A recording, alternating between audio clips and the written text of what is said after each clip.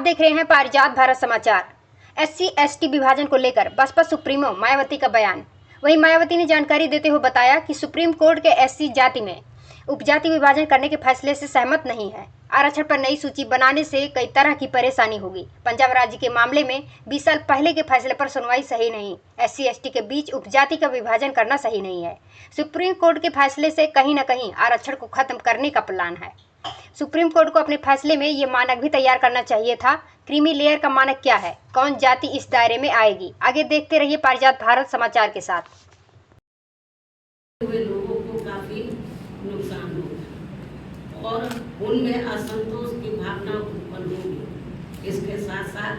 माननीय supreme court के निर्णय दिनांक 1 अगस्त 2024 के अनुसार अब राज्य सरकारों को ये अधिकार होगा कि वह संविधान के अनुच्छेद 341 व 342 के अंतर्गत माननीय महामहिम राष्ट्रपति के द्वारा घोषित SC व ST जातियों के समूह का उप वर्गीकरण करके आरक्षण का लाभ उनमें से कुछ जातियों को दे सकती है और ऐसा करते समय SC व ST के समूह में बची हुई जातियों को उससे वंचित रख सकती है, क्योंकि राज्य सरकार की निगाह में उन जातियों को अब आरक्षण की आवश्यकता नहीं है, क्योंकि उन जातियों में से कुछ लोग सामाजिक तौर पर SC व ST की अन्य जातियों से बेहतर स्तर पर हैं। माननीय सुप्रीम कोर्ट के समक्ष इस उप वर्गीकरण के पक्ष में जोरदारी से दलील रखते समय बीजेपी द्वारा केंद्र शासित सरकार के attorney general, solicitor general, Punjab में आम आदमी पार्टी की सरकार के महाधिवक्ता, हरियाणा एवं चंडीगढ़ की ओर से अधिवक्ताओं द्वारा ये महत्वपूर्ण तथ्य नहीं रखा गया कि वर्गीकरण के तहत जिन जातियों को लाभ से वंचित कर दिया जाएगा, उन जातियों में अभी भी लाखों व्यक्ति ऐसे होंगे जिनको आरक्षण का लाभ नहीं मिल पाया है और अब उन्हें अनुच्छेद 341 एवं 342 के तहत SC व ST वर्ग के समूह में होते हुए भी हमेशा के लिए आरक्षण से वंचित रहना पड़ेगा, जो कि किसी भी प्रकार से न्याय संगत व उचित नहीं होगा तथा पूर्ण रूप से असंवैधानिक भी होगा तथा ये सभी उप वर्गीकरण वाली जातियां आपस में ही कोर्ट कचहरी अदालतों में वर्षों तक लड़ते रहेंगे और अंत में ये सभी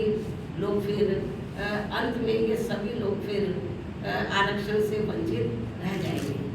साथ ही माननीय सुप्रीम कोर्ट के समक्ष दविंदर सिंह बनाम पंजाब राज्य मामले में सुनवाई के दौरान केंद्र के वकीलों और राज्य सरकार की तरफ से भी सत्ताधारी दल के वकीलों ने ही अपना पक्ष रखा है, परंतु माननीय सुप्रीम कोर्ट के 1 अगस्त 2024 के आए निर्णय के बाद अब तक इन सरकारों ने अपना पक्ष स्पष्ट नहीं किया, जिससे अनुसूचित जाति और अनुसूचित जनजाति के लोगों में माननीय सुप्रीम कोर्ट के निर्णय को लेकर काफी भ्रांति की स्थिति बनी हुई है। माननीय सुप्रीम कोर्ट के समक्ष सुनवाई के दौरान समाजवादी पार्टी के वरिष्ठ राज्यसभा सांसद, जो कि वरिष्ठ अधिवक्ता भी हैं, तथा इनके साथ साथ बीजेपी ने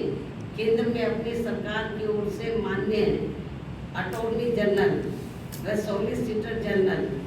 तथा कुछ राज्य सरकारों के वकीलों द्वारा, उसमें भी खासकर आम आदमी पार्टी की पंजाब सरकार की ओर से पंजाब के एडवोकेट जनरल,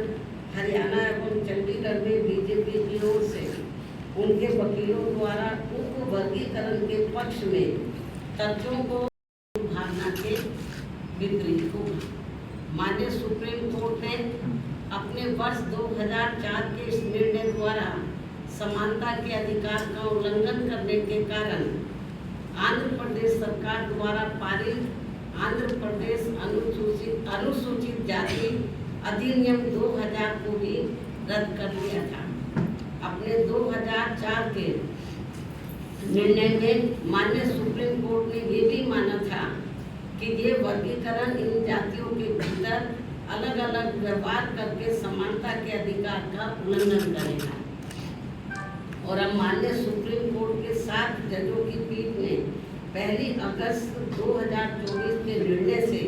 सन 2004 के निर्णय को पलट दिया है, जबकि इस निर्णय से अनेकों मतभेद उत्पन्न हुए। माननीय सुप्रीम कोर्ट के 1 अगस्त 2024 के इस निर्णय के बाद केंद्र और राज्य सरकारों के बीच भी मतभेद की स्थिति उत्पन्न होगी, क्योंकि अभी तक केवल संसद के पास किसी भी जाति को या जनजाति को अनुसूचित जाति व अनुसूचित जनजाति में सम्मिलित करने या बाहर करने की पावर है, जिसे माननीय राष्ट्रपति द्वारा अपने आदेशों द्वारा क्रियान्वित किया जाता है और जिसे बदलने का किसी भी राज्य सरकार को अधिकार नहीं है। परंतु वह 1 अगस्त 2024 के इस निर्णय के बाद जहां जो पार्टी सत्ता में होगी वह अपनी अपनी राजनीति के हिसाब से अदलती बदलती रहेगी, जिसके साथ साथ राज्य सरकारें अपने अपने वोट बैंक के लिए अपनी मनचाही जातियों को आरक्षण का अनुचित लाभ देने का प्रयास करेंगी। इस प्रकार से इस आदेश से ऐसी अनेकों समस्याएं उत्पन्न होगी, जिसके कारण SC व ST को मिल रहा आरक्षण ही समाप्त हो जाएगा। एक प्रकार से SC व ST को मिल रहा आरक्षण ही समाप्त हो जाएगा और फिर इसका नतीजा ये होगा कि अनुसूचित जाति व जनजाति वर्ग अंत में आरक्षण से वंचित रह जाएगा और उनके हिस्से का आरक्षण भी अंत में किसी न किसी रूप में सामान्य वर्ग को ही दे दिया जाएगा। माननीय सुप्रीम कोर्ट द्वारा अपने 1 अगस्त 2024 के इस निर्णय में इस बिंदु पर भी पर्याप्त विचार व्यक्त नहीं किए गए हैं कि अनुसूचित जाति और अनुसूचित जनजाति के किन लोगों को क्रीमी लेयर की श्रेणी में रखा जाएगा और यह तय करने का क्या मानक होगा कि किन लोगों को अब आरक्षण की आवश्यकता नहीं है तथा इस कार्य के लिए अब राज्य सरकारों को राजनीति करने का पूरा मौका मिल जाएगा। माननीय सुप्रीम कोर्ट के इस निर्णय के बाद यदि अनुसूचित जाति और अनुसूचित जनजाति के भीतर उप वर्गीकरण किया जाता है तो वर्तमान में लागू आरक्षण के अनुसार सरकारी नौकरियों और शैक्षणिक संस्थानों में अनेकों पद रिक्त रह जाएंगे, क्योंकि जिन सीमित वर्ग की उपजातियों को आरक्षण दिया जाएगा उसमें रिक्त पद के सापेक्ष उतने अभ्यर्थी उपलब्ध नहीं हो पाएंगे और ऐसी स्थिति में ये बची हुई रिक्तियां अंत में सामान्य वर्ग के हिस्से में ही चली जाएंगी,